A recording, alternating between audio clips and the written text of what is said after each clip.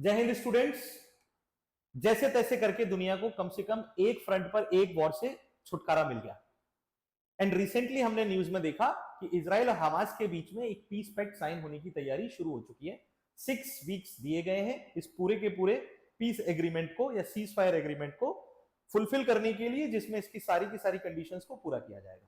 Israel और Hamas के बीच में इजिप्ट, कतर और टर्की जैसे देशों के मीडिएशन से and finally United states of America के प्रेसिडेंट मिस्टर डोनाल्ड ट्रंप के इतने सारे एफर्ट्स के बाद जैसे तैसे एक सक्सेसफुल इवेंट देखने को हमें मिल रहा है। अब ये पॉज है या वाकई में it is a permanent solution, ये तो समय बताएगा। लेकिन हम आज अपनी इस क्लास में इस टॉपिक को डिस्कस करने वाले हैं, क्योंकि ये आपके लिए इंटरनेशनल रिलेशंस में, जियोपॉलिटिक्स में एंड डेफिनेटली डिफेंस रिलेशंस में एक बहुत महत्वपूर्ण और बहुत इंपॉर्टेंट टॉपिक बनने जा रहा है। बिना देरी किए हम इस वीडियो को शुरू करते हैं। मेरा नाम है राजीव शर्मा, मैं आप सभी का स्वागत करता हूं इंस्टीट्यूट ऑफ डिफेंस सर्विसेज की इस वीडियो सीरीज में। चलिए, इजराइल हमास जो वॉर है उसके बारे में हम सबसे पहले कुछ चीजें को जान लेते हैं। बेसिकली इजराइल और हमास का रिलेशन आज से नहीं, सेकेंड वर्ल्ड वॉर के ठीक बाद से बड़ी मुसीबत में ही रहा है। इन दोनों के बीच के जो कॉन्फ्लिक्ट्स हैं वो बहुत ज्यादा गहरे रहे हैं, और इन कॉन्फ्लिक्ट्स से टाइम पर हम देखें तो इनके बीच में कॉन्फ्लिक्ट्स की वजह से कई सारे वॉर फ्रंट्स बने, कई बार इनके बीच में लड़ाइयां हुई हैं, कई बार गोलियां चली हैं, कई बार बहुत सारे लोग मारे गए हैं। अगर इन सब चीजों को देखते हुए हम इनके ओरिजिन को समझें कि इजराइल और हमास क्यों लड़ रहे हैं आखिर, क्योंकि मैं समझता हूं कि इस टॉपिक को समझने के लिए यह सबसे ज्यादा जरूरी है। फिलहाल का जो सिनेरियो है वो क्या है उसके बारे में मैं आपको पहले 1 मिनट में बता देता हूं। 7 अक्टूबर 2023, जिनको बिल्कुल भी नहीं पता वो ध्यान से सुने, 7 अक्टूबर 2023 को हमास, जो एक सो कॉल्ड मिलिटेंट ऑर्गेनाइजेशन या बोल सकते हो terrorist organisation declared by Israel and USA nations है, इस आतंकवादी संगठन ने इजराइल के क्षेत्र पर हमला करते हुए तकरीबन 1195 यानी 1195 लोगों को मार दिया था। इन लोगों में बताया जाता है कि 815 सिर्फ और सिर्फ इजराइल के सिटीजन्स थे एंड रिमेन पर्संस जो थे वो फॉरेन सिटीजन्स थे। इसके अलावा 250 प्लस पीपल ऐसे थे दे वर अबडक्टेड, जिन्हें किडनैप किया गया था, जिन्हें बंदी बना लिया गया था। इजराइल ने इसी के अगेंस्ट अपना मिलिट्री एक्शन हमास के अगेंस्ट शुरू किया था, that became a war. Israel ने इसके लिए ऑपरेशन आयरन वॉल लॉन्च किया। अब इसी को खत्म करने का समय आ गया है और इसी पर अब पीस एग्रीमेंट पर इन दोनों क्षेत्रों के नेता बैठ करके काम कर रहे हैं। हालांकि ये जो मुद्दा हमें दिखाई दे रहा है, it is just not a regional conflict, it is a conflict based on religion as well. ये सिर्फ क्षेत्र का मुद्दा नहीं है भैया, ये धर्म का मुद्दा भी है, जो आज से नहीं 1947 से चल रहा है। इसके बारे में हम जानेंगे। हम जब इस टॉपिक को और अच्छे से देखते हैं तो हम देखते हैं कि इस टॉपिक में बेसिकली अगर फ्रॉम द ओरिजिन में आपको बताऊं हो क्या रहा है, कि यहां पर अभी स्क्रीन पर आप जो देख रहे हैं ये एक मैप है जो आपको इजराइल को दिखा रहा है। ये इजराइल को दिखाने वाला एक मैप है। बेसिकली ये मैप आपसे क्या कह रहा है, इस मैप में आपको कुछ चीजें हाईलाइटेड दिख रही होंगी, जैसे मैंने यहां पर टिक किया है West Bank, Gaza and Golan Heights, ये आपको क्लियरली दिखाई दे रहे होंगे। अगर आप देखें तो ये इजराइल जो देश है इसके ठीक पड़ोस में पहला देश जो इसके वेस्ट में आ रहा है वो इजिप्ट है। फिर ईस्टर्न साइड में आप जाकर देखेंगे तो जॉर्डन है, यहां सीरिया आता है और इसके साथ सऊदी अरेबिया आता है। राइट, तो आप देखें तो इजराइल एक यहूदी देश है, ज्यूस नेशन है। यहाँ के सभी जो नागरिक हैं या सिटीजन्स हैं वो यहूदी धर्म को मानने वाले हैं, और ये अपने सभी दिशाओं की ओर, उत्तर में लेबनान से भी देखें अगर आप तो ये सभी दिशाओं में जिन देशों से घिरा हुआ है, जिनके साथ अपनी बाउंड्री शेयर कर रहा है, इस्लामिक नेशन है यानी कि मुस्लिम राष्ट्र। असल में इसकी कहानी यहां से शुरू होती है कि जो सेकेंड वर्ल्ड वॉर हुआ, इसको अब आप थोड़ा सा ध्यान से सुनना। जो सेकेंड वर्ल्ड वॉर हुआ उस समय पर ये जो पूरा रीजन आपको दिखाई दे रहा है, इस कंप्लीट पार्ट को पैलेस्टीन के नाम से जाना जाता था। हिंदी में हम इसे फिलिस्तीन प्रोनाउंशिएट करते हैं, इस बात को ध्यान रखें। तो ये जो पैलेस्टीन का एरिया था उस समय पर ये आजाद हिस्सा नहीं था दुनिया का। ये जो पूरा का पूरा हिस्सा था उस समय पर एक ऑटोमन एम्पायर का पार्ट था, यानी कि उस्मानिया साम्राज्य जिसे हिंदी में कहा जाता है उसका एक हिस्सा था। ऑटोमन किंगडम वर्ल्ड में इस्लामिक किंगडम्स में एक बहुत बड़ा किंगडम माना गया। मिडिवल सेंचुरी से लेकर के मॉडर्न एज तक, तकरीबन 20th सेंचुरी के स्टार्टिंग तक Ottoman empire was very powerful. और इस ऑटोमन एम्पायर के डिक्लाइनेशन के बाद, सेकेंड वर्ल्ड वॉर के बाद, जो ब्रिटेन था उस ब्रिटेन ने इस पूरे इलाके पर अपना कब्जा स्थापित कर लिया। ये वो दौर है जब यूरोप में ज्यूस पॉपुलेशन यानी कि जो यहूदी जनसंख्या रहती थी उस पर कई सारे एक्सप्लॉयटेशन, अत्याचार होते थे। उस शोषण और अत्याचार से बचने के लिए जो यहूदी जनसंख्या के लोग थे वो धीरे धीरे धीरे धीरे ईस्ट की ओर माइग्रेट करने लगे थे। और इस माइग्रेशन, इस विस्थापन के बाद फलस्तीन के इस क्षेत्र में तकरीबन 30% से 35% के लगभग जनसंख्या यहूदी हो गई थी। ये यहूदी अपने घर को तलाश रहे थे। उसी समय ब्रिटेन ने इस एरिया में यहूदियों के लिए एक हाउस यानी कि एक घर तैयार करने की जिम्मेदारी ले ली। लेकिन इस बात से यहां रहने वाली जो मुस्लिम आबादी थी उसे थोड़ी सी चिंता हुई कि किसी और धर्म के लोग इस तरह से शरणार्थी बनकर हमारे क्षेत्रों में कैसे रह सकते हैं। यहूदियों की जनसंख्या धीरे धीरे बढ़ती चली गई और वो ये समझ गए थे कि इस दुनिया में अगर हमें अपनी जगह चाहिए तो हमें अब हथियार उठा करके जोर जबरदस्ती से ही अपनी जगह लेनी पड़ेगी। तो उनका एक शोषण का इतिहास है जिससे निकल करके वो बाहर आते हैं और अपने लिए घर ढूंढ रहे हैं। इसी समय पर ब्रिटेन यहाँ पर इंटरफियर कर रहा है और यहाँ पर मुस्लिम जनसंख्या के जो लोग हैं वो यहूदियों को बिल्कुल भी वेलकम नहीं करते हैं। 1948 में यहूदियों ने मिलकर के अपने लिए एक स्वतंत्र राष्ट्र की घोषणा की, डिक्लेरेशन किया एक इंडिपेंडेंट नेशन का, जिसे नाम दिया गया इजराइल। लेकिन इस डिक्लेरेशन से आसपास के मुस्लिम आबादी के देश बहुत ज्यादा दुखी हुए, जिसकी वजह से इजराइल के साथ एक बहुत बड़ा कॉन्फ्लिक्ट हुआ। ये पहला कॉन्फ्लिक्ट है जो 1948 में हुआ।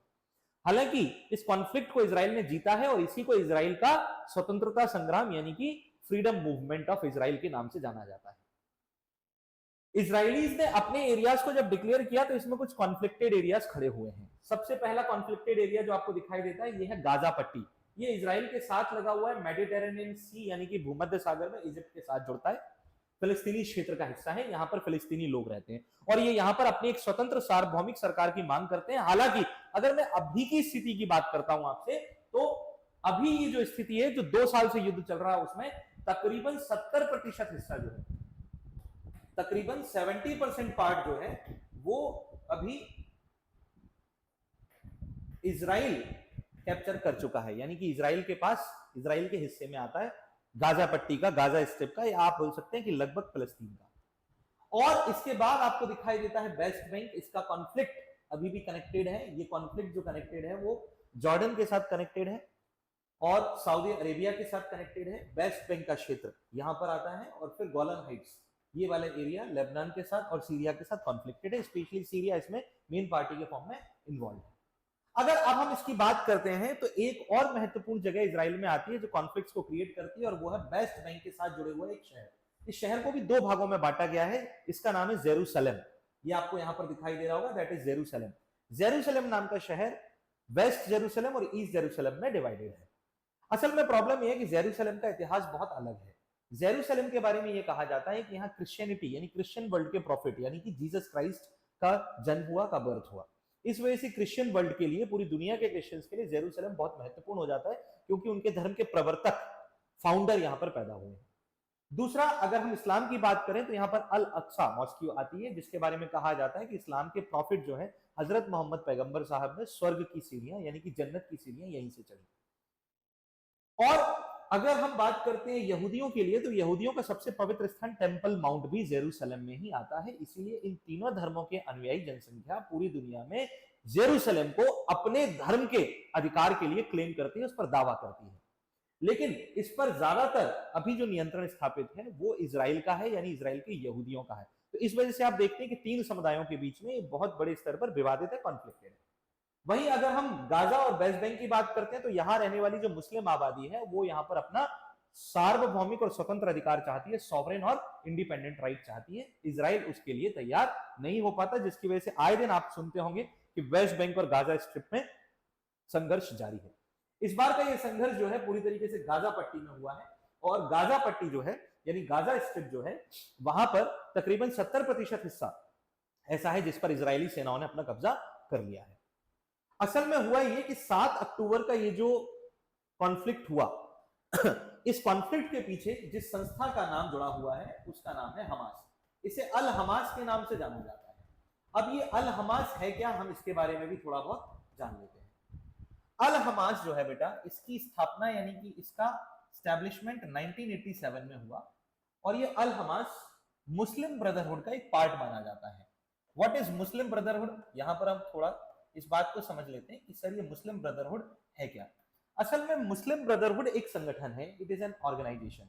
ये 1928 में बनाई गई थी, 1928 में। कहां बनाई गई थी? ये इजिप्ट में बनाई गई थी। और इजिप्ट में इसे बनाने वाले जो व्यक्ति थे उनका नाम था हसन अल बन्ना। हसन अल बन्ना जो थे, उन्होंने इसको एक social reform in Muslim society के फॉर्म में शुरू किया था। असल में स्टार्टिंग में जब मुस्लिम ब्रदरहुड बनाया गया था इजिप्ट में, तब उसका रिप्रेजेंटेशन कुछ इस तरह से किया गया था कि जो मुस्लिम ब्रदरहुड है वो इस्लामिक वर्ल्ड में एजुकेशनल सोशल रिफॉर्म्स लाने के लिए बनाया गया है। लेकिन बाद के टाइम में देखा गया कि मुस्लिम ब्रदरहुड जो है that became involve in the politics, वो राजनीति में भाग लेने लगा। 2012 में मुस्लिम ब्रदरहुड के ही एक कार्यकर्ता मोहम्मद मुर्सी इजिप्ट के प्रेसिडेंट बने थे, जो अरब स्प्रिंग नाम के एक मूवमेंट के बाद आए। और एक साल के अंदर ही इजिप्ट की जो आर्मी थी उन्होंने मोहम्मद मुर्सी को प्रेसिडेंट की गद्दी से उतारकर बाहर फेंक दिया। तो मुस्लिम ब्रदरहुड जो है वो दुनिया के कई देश उसे आतंकवादी संगठन अब घोषित कर चुके हैं। इनमें सिर्फ और सिर्फ गैर मुस्लिम राष्ट्र ही नहीं है, मुस्लिम नेशंस भी शामिल हैं जिन्होंने इसे एक टेररिस्ट ऑर्गेनाइजेशन यानी कि आतंकवादी संगठन घोषित किया। इसमें United Arab Emirates, Saudi Arabia, Jordan, Egypt and Qatar जैसे देश शामिल हैं, जिन्होंने मुस्लिम ब्रदरहुड को पूरी तरीके से एक आतंकवादी संगठन मानते हैं। और हमास की जब हम बात करें तो हमास जो है वो भी स्टैब्लिश हुआ मुस्लिम ब्रदरहुड के अंतर्गत।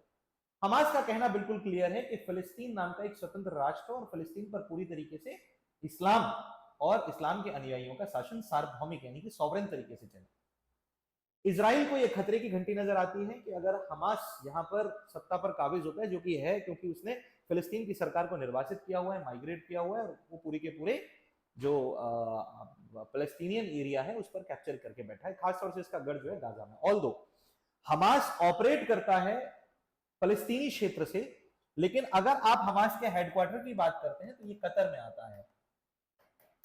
तो कतर नाम के देश में इसका हेडक्वार्टर है। It is supported by the following other militant groups. इसे अन्य इस्लामिक आतंकवादी संगठनों द्वारा पोषित किया जाता है। और इजराइल के साथ इसके कॉन्फ्लिक्ट तभी से शुरू हो गए थे जब इजराइल अपने अस्तित्व में आया। तो तभी से इजराइल को एक बहुत बड़ी चुनौती इस्लामिक वर्ल्ड के द्वारा दी जाती रही है। अब अगर हम इसकी अभी की कहानी देखें तो अभी की कहानी पर जब आप जाते हैं तो हमें पता चलता है कि अभी की स्थिति कैसी है। मैंने जैसा आपको बताया लगभग 1195 लोग मारे गए हैं, तकरीबन 251 लोगों को हॉस्टेजेस बनाया गया है, और 815 लोग इनमें से सिर्फ और सिर्फ इजराइल के सिटीजनशिप है। जाहिर सी बात है कि इजराइल को इस पर रिस्पॉन्ड करना ही था, और एक सरप्राइज अटैक था जो 7 अक्टूबर 2023 को एकदम से किया गया। तो उसमें कोई मिलिटेंट ऑर्गेनाइजेशंस के लोग नहीं हैं, उसमें कोई आर्मी के लोग नहीं हैं, वो नॉर्मल सिटीजन्स हैं, दूसरे देशों के फॉरेन सिटीजन्स भी हैं जिनको मारा गया है, निर्दोष हैं। तो ऐसी स्थिति में एक रिस्पॉन्स तो हर कोई होप कर ही रहा था, जो कि इजराइल ने किया भी था। आज तक की स्थिति कुछ ऐसी है भैया कि इस कॉन्फ्लिक्ट में पिछले 2 साल के अंदर तकरीबन 80,000 ही मान के चल सकते हैं कि तकरीबन 80,000 लोग मारे जा चुके हैं। आप देखें कि 1609 Israeli military man lost their lives, उनका जीवन जा चुका है। 5 से ज्यादा देश दुनिया के डायरेक्टली इफेक्ट हुए हैं। सीरिया इफेक्ट हुआ है, जॉर्डन इफेक्ट हुआ है, इजिप्ट इफेक्ट हुआ है, लेबनान इफेक्ट हुआ है, सऊदी अरेबिया इफेक्ट हुआ है। तो कई सारे ऐसे देश हैं जिनको इससे बड़ी समस्याएं हुई हैं। अब आप यहां देखते हैं कि ये जो वॉर शुरू हुआ 7 अक्टूबर 2023 को इजराइल ने उसी दिन इस पर एक्शन शुरू कर दिया था, और एक बहुत बड़ा जंगी संघर्ष शुरू हुआ था। इसको हम देखते हैं तो जो हमास है, उस हमास के 2 लीडर्स इस संघर्ष में अभी तक मारे गए। यानी इजराइल ने सिर्फ और सिर्फ हमास के कार्यकर्ता या सदस्यों को नहीं मारा, इजराइल ने पकड़ पकड़ के हमास के प्रमुख नेताओं को भी मारा। इसमें उस समय पर इजराइल ने उस समय पर हमास के जो चीफ थे, जो मेन कंट्रोलर थे, जिनका नाम था इस्माइल